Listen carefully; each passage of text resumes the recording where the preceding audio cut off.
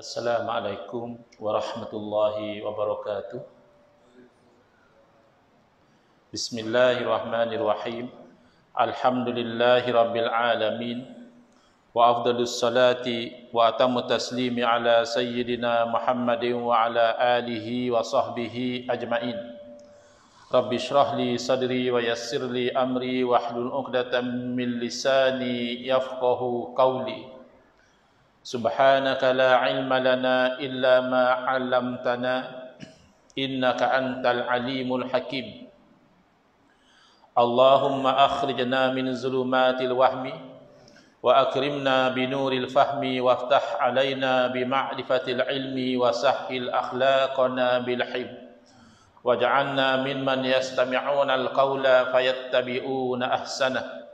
Allahumma آت نفوسنا تقواها وزكها أنت خير من زكاها أنت وليها ومولاها. اللهم أرنا الحق حقا وارزقنا اتباعه وأرنا الباطل باطلا وارزقنا اجتنابه. اللهم انفعنا بما علمتنا وعلمنا ما ينفعنا وزدنا علما وهدى. أما بعد. Alhamdulillah muslimin, muslimat, hadirin hadirat yang saya hormati.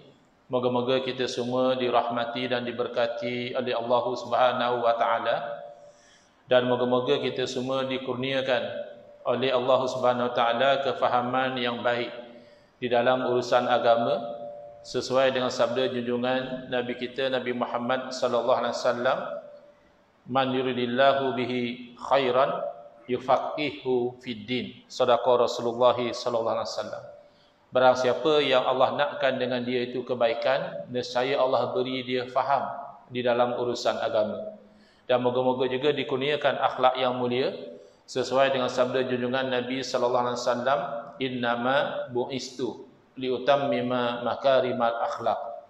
Hanya saja saya dibangkitkan demi untuk menyempurnakan kemuliaan akhlak. Malam ni insya-Allah kita akan menyambung pengajian kuliah Maghrib bulanan hari Khamis yang ke-3 Khamis yang ke-3 menggunakan kitab Nurul Huda, Cahaya Hidayah, yang disusun oleh guru saya Al-Fadhil Ustaz Haji Adnan bin Haji Muhammad Saman hafizahullah taala wa nafa'ana bihi wa bi ulumihi fid dharaini amin. Mensyarahkan kitab Masailut Tauhid, masalah-masalah, persoalan-persoalan berkaitan ilmu tauhid, yang disusun oleh ayahanda beliau dan juga guru saya almarhum Tuan Guru Haji Muhammad Saman Kati rahimahullah taala wa nafa'ana bihi wa bi ulumihi fid dharaini amin. Kita masih lagi mabadi, permulaan-permulaan ilmu tauhid yang 10.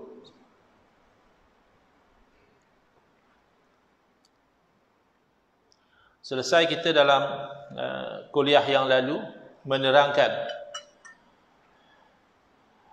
apa yang dikatakan maudhu', subjek matter ilmu tauhid itu apa? Apakah yang dibincangkan dari ilmu tauhid? Sekarang kita sampai kepada menerangkan siapakah wadhi'. Kalau maudhu' tu isim maf'ul, asal maknanya sesuatu yang diletakkan. Tapi dalam konteks itu maudhu' tu maknanya topik, subject matter. Wadhi' dari segi bahasa dia isim fa'il, yang meletakkan. Apa maksud yang meletakkan? Berarti siapakah orang yang menyusun ilmu ini sebagai satu ilmu yang khusus. Kalau nak kata punca asal ilmu, tentulah daripada Allah Subhanahu wa taala, disampaikan oleh Rasulullah sallallahu alaihi wasallam. Tetapi ilmu ini Allah takdirkan ada tokoh-tokoh dia. Misalnya dalam ilmu usul fiqh, siapa tokoh yang awal-awal menyusun? Bukan kata ilmu tu tak wujud sebelum itu. Tentulah para sahabat misalnya radhiyallahu anhum ajmain, ketika mereka mengenal pasti hukum syarak dalam satu perkara, mereka berpegang dengan usul yang tertentu, kaedah-kaedah yang tertentu. Tapi pada masa itu belum disusun ilmu kaedah mengeluarkan hukum itu sebagai satu ilmu yang independen. Jadi tokoh yang dikenali sebagai yang menyusun ilmu usul fiqh misalnya adalah Al-Imam Muhammad bin Idris Asy-Syafi'i rahimahullah taala. Imam Syafi'i dianggap wadih. Habis sebelum Imam Syafi'i tak ada ke ilmu usul fiqh, ada. Tapi tidak disusun sebagai satu ilmu yang tersusun. Maka bila kita bercakap tentang ilmu tauhid ini, siapakah yang menghantarkan ilmu tauhid ini?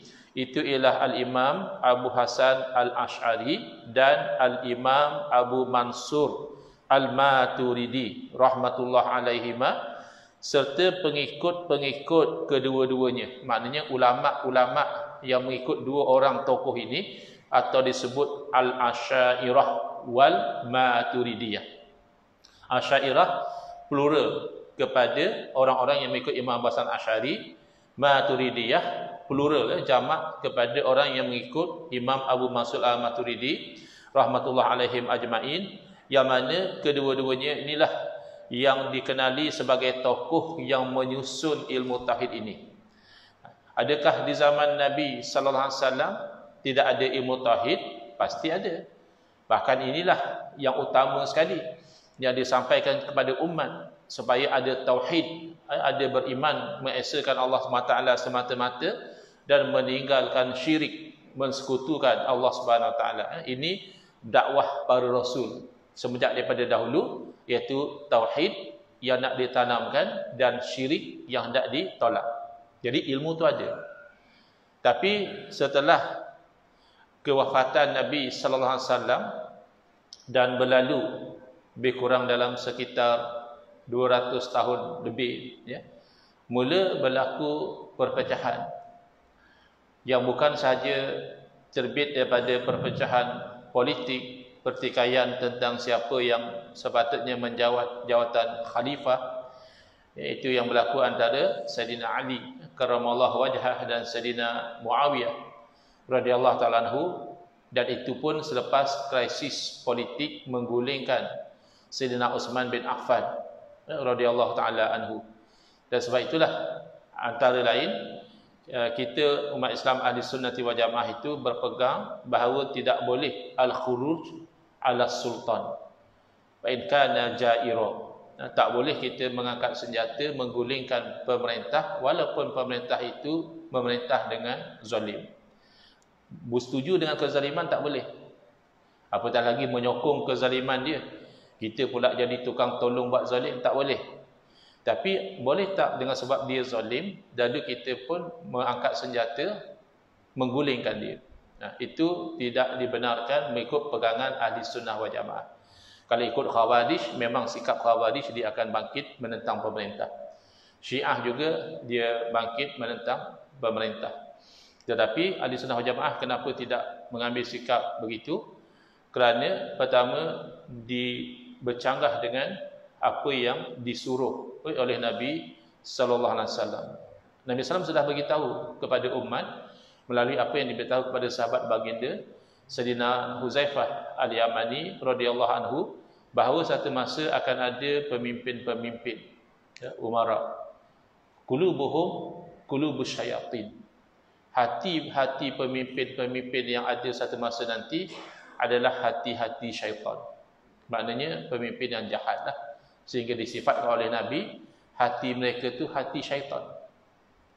Lalu ditanya oleh Sayyidina Huzaifah Al-Yamani radhiyallahu anhu, apa yang sepatutnya saya lakukan bila mana saya berada pada zaman yang demikian? Lalu Nabi SAW menjawab, as-sam'u wa ta'ah. Hendaklah kamu dengar dan hendaklah kamu taat. Bahkan disebut wa in duriba zahruka wa ukhidha maluka. Walaupun dipukul belakang kamu dan dirampas harta kamu, masih kamu itu hendaklah patuh dan taat. Kenapa? Ini satu benda yang kadang-kadang orang sukar nak faham. Islam tak bagi kita buat zalim. Islam tak bagi kita sokong kezaliman. Bahkan cenderung kepada kezaliman pun sudah diharamkan. Kenapa pula kalau kita diuji dengan pemimpin yang zalim, kita tak boleh bangkit lawan dia? Kerana yang pertama, ini hikmah lah kalau secara direct, sebab Nabi tak bagi. Senang je. Orang Islam sami'na wa ta'na. Nabi tak bagi, kita ikut. Tapi apakah hikmah daripada Nabi SAW tak bagi? Kita keluar daripada ketaatan kerana fitnah bangkit melawan pemerintah itu, maknanya fitnah di sini maknanya keburukan-keburukan yang timbul apabila bangkit melawan pemerintah adalah lebih besar berbanding dengan keburukan bersabar di bawah pemerintahan yang zalim itu dengan berusaha untuk mengubah kezaliman itu mengikut kemampuan. Maknanya kalau ulama kena bercakap sebab man ra'a minkum munkaran falyughayyirhu biyadihi. Barang siapa yang melihat sesuatu perkara yang mungkar, hendaklah dia ubah perkara yang mungkar itu dengan tangan, maksudnya dengan kuasa. Jadi kata para ulama, yang mampu mengubah kemungkaran dengan kuasa itu adalah pemerintah. Sebab itulah kita ada undang-undang syariat, buat macam ni salah, buat macam ni salah, ada pendakwa, ada mahkamah, ada hukuman. Itu nak ubah kemungkaran dengan kuasa. Fa illam yastati' fa bilisanihi. Kalau dengan kuasa dia tak mampu sebab dia tidak ada kuasa, maka hendaklah diubah dengan lisan dia, yakni dengan percakapan. Itu kata para ahli ulama tugas ulama. Ulama tidak boleh mendiamkan kezaliman, bahkan bercakap benar di hadapan pemimpin yang zalim itu dinilai sebagai jihad yang paling besar. Fa illam yastati' fa biqalbihi. Barang siapa yang tidak mampu, maka hendaklah dia ubah dengan hati dia. Bahkan saya sekali masih dalam keadaan musafir, saya sudah sembahyang jamak takdim tadi, baru balik dari Kuala Kangsar, tak balik rumah terus datang sini. Saya pergi ke Kuala Kangsar tu kerana ada satu program muzakarah ulama ahli sunnah wal jamaah, dijemput Syekh Ahmad Hussein Al-Azhari hafizahullah, ulama yang berasal dari Mesir.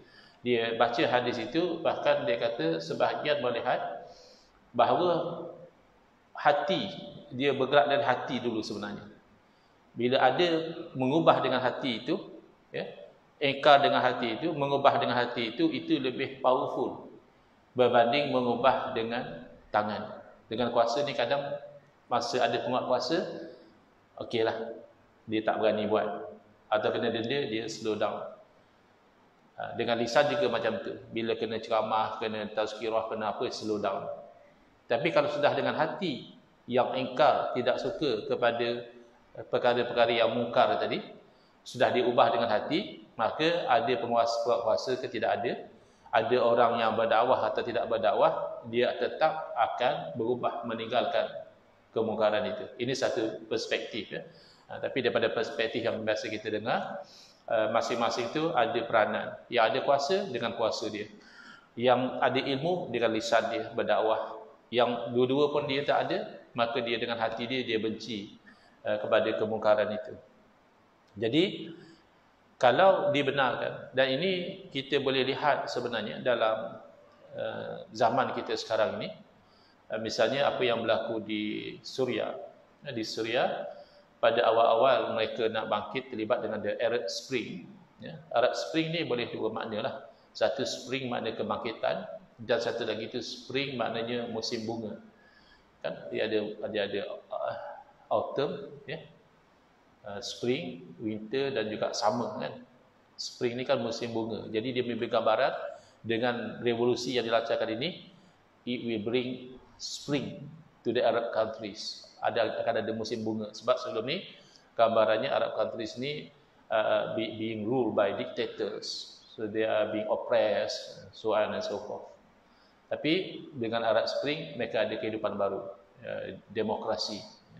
We are going to win the heart and mind of the people, slogans. Tetapi apa yang berlaku, realitinya lebih teruk. Sebab itu misalnya almarhum Syekh Muhammad Said Ramadan Al-Buti rahimahullah ta'ala digelar beliau sebagai Syahidul Mihrab, orang yang mati syahid ketika berada di mihrab. Sepatutnya orang mati syahid ketika berada di medan perang. Kenapa? Kerana beliau meninggal dunia pada malam Jumaat ketika mengajar tafsir Al-Quran di dalam masjid kerana dibom oleh pengganas, oleh teroris. Jadi saya jumpa satu orang di orang Syria di Seksyen 13 Shah Alam beberapa tahun yang lalu lah. Dia jual nasi Arab di sebuah restoran, macam ditumpang lah. Restoran tu orang lain punya, tapi dia jual menu dia, mungkin bayar sewa atau apa. Dia kata masa kami mula-mula nak bangkit dahulu, almarhum Syed Sayyid Al-Buti dah nasihat kami, jangan kamu bangkit. Sebab jalan yang bakal kamu lalui ini adalah jalan yang gelap, yang menurun, yang kamu tak tahu dia akan berhenti di mana. Sebab ulama ni dia dah kaji. Dia dah tengok ada mainan kuasa-kuasa luar dan sebagainya. Dia tak bagi. Tapi pada masa itu beliau dituduh sebagai ulama su oleh sebahagian. Ulama jahat kata mereka. Ini ulama sultan, ini ulama yang nak backup kerajaan dan sebagainya. Tapi dia kata selepas beliau meninggal dunia, baru kami nampak apa yang beliau maksudkan. Sebab jutaan rakyat Syria jadi pelarian dan ratusan ribu yang terbunuh. Jadi pemerintah yang zalim tadi ketika rakyat tidak bangkit menentang dia hanya kezaliman itu akan terasa pada musuh-musuh politik dia. Orang yang lawan dia, even pak saudara dia ke siapa ke, dia akan terasa tu. Kerana musuh politik. Tapi rakyat biasa hidup macam biasa. Tapi bila berlaku kebangkitan tadi, rakyat biasa yang tak ada buat apa-apa pun terpalit sama, rumah kena bom, mak ayah mati, keluarga terpisah dan sebagainya. Jadi mudarat itu lebih besar. Kemudian saya nak kaitkan tadi, Sayyidina Uthman bin Affan radhiyallahu anhu, beliau boleh kita katakan dalam sejarah Islam tokoh yang pertama digulingkan dari pemerintahan kerana dituduh mengamalkan nepotisme dan kronisme. Itu tuduhan yang dilemparkan kepada beliau. Beliau dituduh hanya melantik orang-orang beliau pada jawatan-jawatan dan sebagainya, akhirnya digulingkan. So Sayyidina Uthman ini sahabat Nabi, Khulafa ar-Rasyidin. Nabi bersabda, alaikum bisunnati wa sunnatil khulafa'ir rasyidin. Ikut sunnah saya dan sunnah khulafa' ar-rasyidin, termasuk Sayyidina Uthman.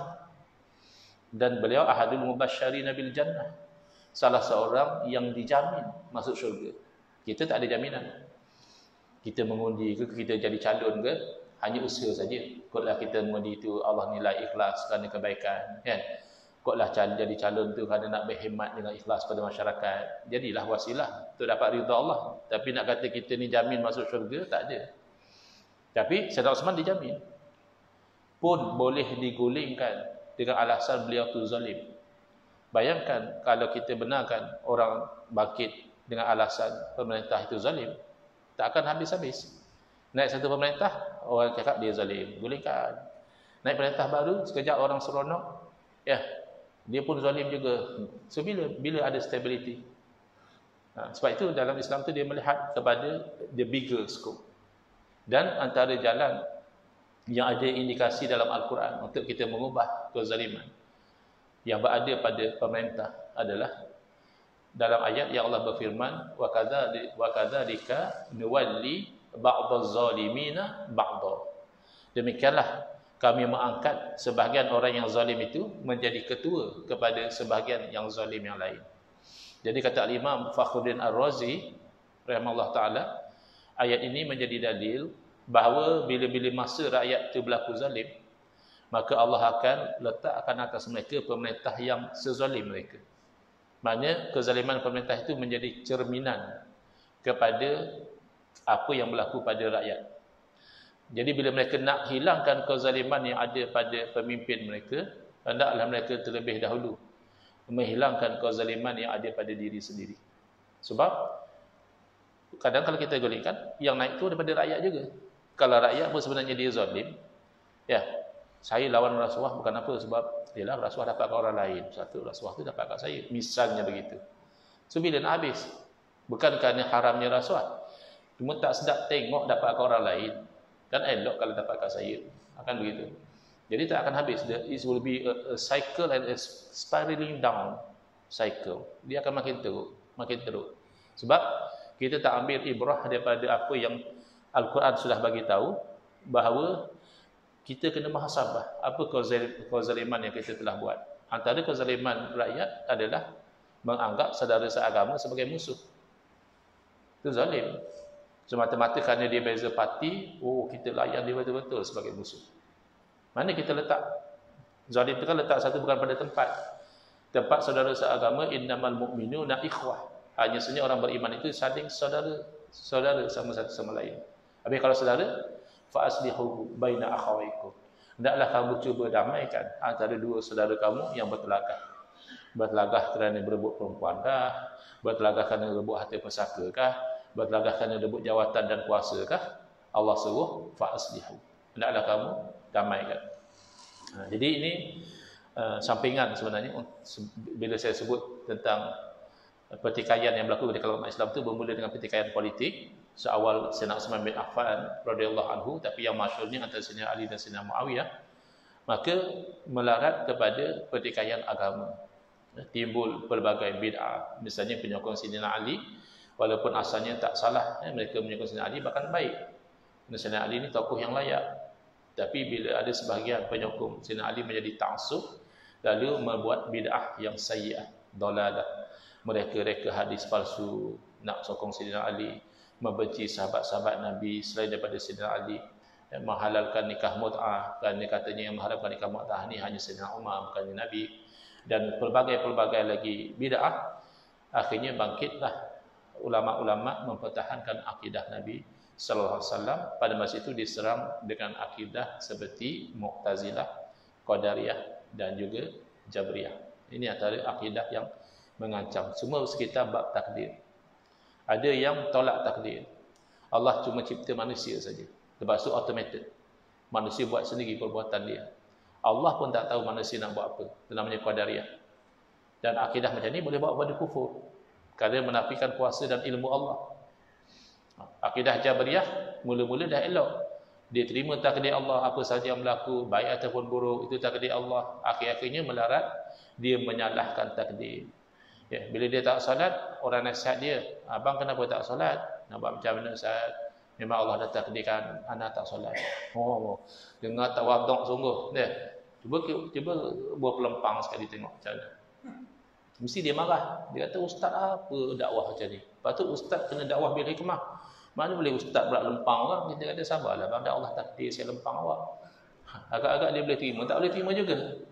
Jadi ada akidah Mu'tazilah dan sebagainya. Maka ketika itu bangkit Al-Imam Abu Hasan Al-Asy'ari dan Al-Imam Abu Mansur Al-Maturidi rahmatullah alaihimah. Kedua-duanya berhujjah mempertahankan akidah Ahlussunnah wal Jamaah berdasarkan dua jenis dalil, iaitu dalil akli, akal, dan juga dalil naqli, Quran dan hadis. Sehingga akhirnya boleh kita katakan dikalahkan. Akidah Mu'tazilah masa itu dah menguasai politik. Khalifah-khalifah ada yang terpengaruh dengan akidah Mu'tazilah, sehingga ulama yang menolak Mu'tazilah diseksa, dipenjarakan dan sebagainya. Tapi alhamdulillah dengan izin Allah, bangkitnya dua orang imam ini, maka bid'ah-bid'ah ini kita boleh katakan terpadam. Kalau ada pun bara-bara dia yang masih sampai hari ini masih adalah. Sentiasa ada orang yang cenderung kepada kesesatan. Nak baca ni. Tapi tidaklah lagi sebagaimana sebelum itu tersebar kuat bid'ah Mu'tazilah, maka terpadam. Lalu dinisbahkan dua orang tokoh ini sebagai penyusun wadih kepada ilmu tauhid. Kotlah orang tanya, kenapa Ahlussunnah wal Jamaah itu Asy'ariyah Maturidiyah? Ahlussunnah kan maknanya pengikut sunnah. Jamaah itu kan jamaah sahabat Nabi. Sepatutnya Ahlussunnah wal Jamaah ni pengikut Nabi lah. Baru kena. Kan Ahlussunnah wal Jamaah adalah pengikut Nabi. Kenapa pula Ahlussunnah wal Jamaah Asy'ariyah Maturidiyah? Sebab ketika berlakunya fitnah perpecahan umat Islam, yang ini tolak takdir, yang ini salahkan takdir, yang ini bagi-bagikan takdir dan sebagainya, masing-masing semua mengaku ikut Nabi. Semua pun kata dia ikut Nabi. Maka untuk membezakan antara yang sekadar mengaku ikut Nabi SAW dan yang benar-benar mempertahankan akidah Nabi SAW, maka para ulama selepas daripada bangkitnya Imam Abu Hasan Asy'ari dan Imam Abu Hasan Maturidi, untuk memudahkan orang faham, bila sebut Ahlussunnah wal Jamaah Asy'ariyah Maturidiyah. Dan dalam setengah NMA negeri di Malaysia ni disebut, di Kelantan disebut Ahlussunnah wal Jamaah Asy'ariyah Maturidiyah, di Johor disebut, di Melaka disebut. Ada setengah negeri macam di Perlis misalnya, dia hanya sebut Ahlussunnah wal Jamaah. Dia tak sebut Wahabi ya. Orang kata Perlis Wahabi. Dalam undang-undang tak disebut. Yang berfikrah Wahabi mungkin ada lah. Jangan kata di Perlis, di Shah Alam pun ada. yang sudah terpengaruh dengan pemikiran tu ada di mana-mana. Tapi sangat ceritanya dari segi undang-undang, dalam undang-undang negeri Perlis tidak disebut bahawa Perlis mengamalkan pegangan Wahabi, tak ada. Perlis mengamalkan pegangan Ahlussunnah wal Jamaah. Cuma tidak disebut Asy'ariyah Maturidiyah seperti di Kelantan, di Johor dan juga di Melaka. Tapi tidak menafikan mana-mana orang yang berpegang dengan pegangan Ahlussunnah wal Jamaah sama seperti pegangan Nabi SAW dan para sahabat, walaupun bukan Asy'ariyah, maka dia Ahlussunnah wal Jamaah. Misalnya yang paling obvious, umat Islam yang hidup sebelum Imam Hasan Asy'ari. Asy'ariyah ni pengikut Imam Hasan Asy'ari. Yang hidup sebelum Imam Hasan Asy'ari of course tidak ikut beliau, kerana beliau belum wujud lagi atau beliau belum berjuang lagi. Seperti Imam Empat Mazhab, mereka tidak ikut Imam Hasan Asy'ari. Mereka bukan Asy'ariyah. Oh, macam tu mereka bukan ahli sunnah lah Ustaz. Karena ada orang kata macam tu. Kamu ni macam mana? Fiqh ikut Syafi'i, akidah pergi ikut Asy'ari pula. Sebab tu fiqh ikut Syafi'i, akidah Syafi'i lah juga. Habis akidah Imam Syafi'i dengan akidah Imam Hasan Asy'ari beza ke? Sama saja. Sama-sama ahli sunnah wal jamaah.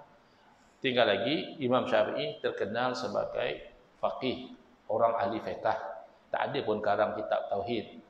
Tapi bukan berarti beliau tidak bertauhid atau beliau bertauhid bukan ahli sunnah wal jamaah. Jadi yang menonjol adalah Imam Hasan Asy'ari. Maka kita kata akidah kita Asy'ariyah, fiqh kita Syafi'i. Sebenarnya yang Asy'ari juga ramai ya fiqhnya Syafi'i. Yang Asy'ari boleh kata empat mazhab itu sama ada Asy'ari atau Maturidi. Maka fiqh adalah kepakaran ulama-ulama tertentu, mereka menonjol di situ, dan tauhid adalah kepakaran Imam Hasan Asy'ari dan Imam Abu Mansur Maturidi, dan ulama-ulama yang mengikut manhaj beliau dengan tidak menafikan bahawa yang sama pegangan walaupun tidak disebut Asy'ariyah Maturidiyah adalah ahli sunnah wal jamaah. Baik. Dah 8.32 kita isyak. Oh, 8.37.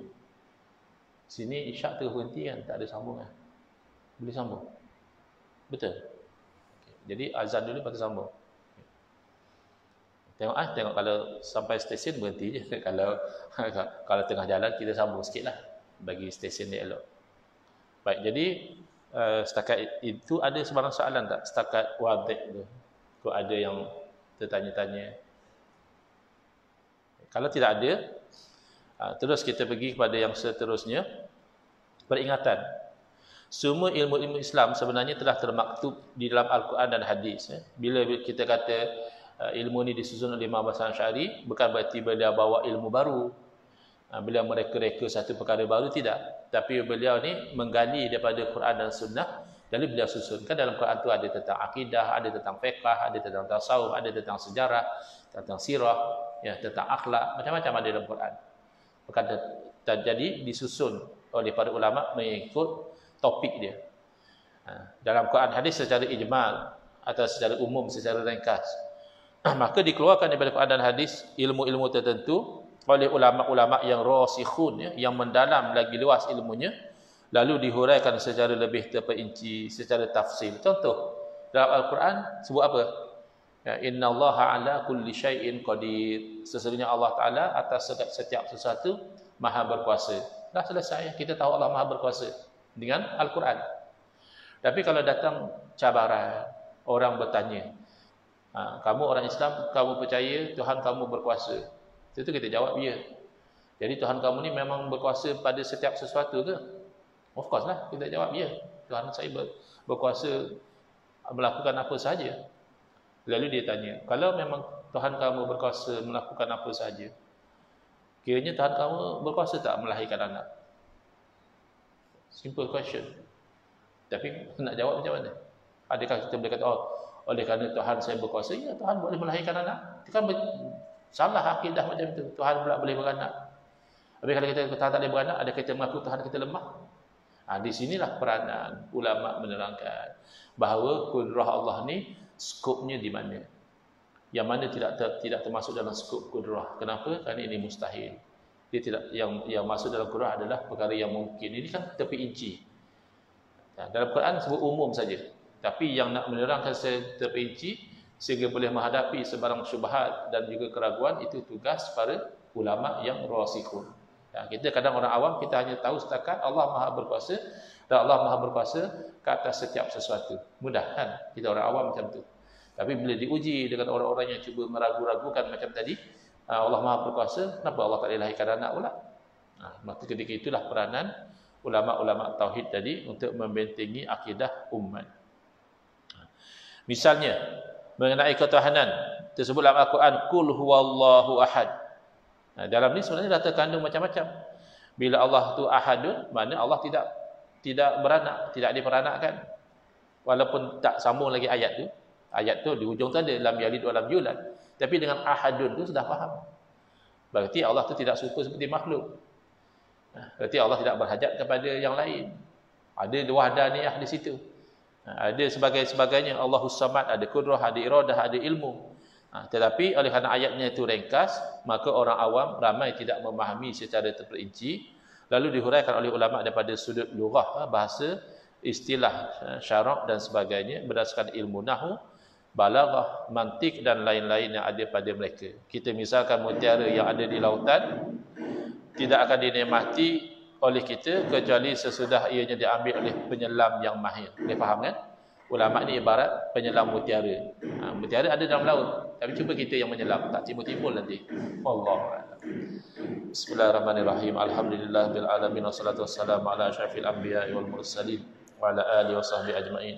Allahumma shrah sudurana wa ahsin akhlaqana wa azim ujurana wa nawwir qulubana bi nuri hidayatika kama nata'adhu bi nuri syamsika abadan abada bi rahmatika ya arhamar rahimin. Walhamdulillahil alamin. Amin ya rabbal alamin.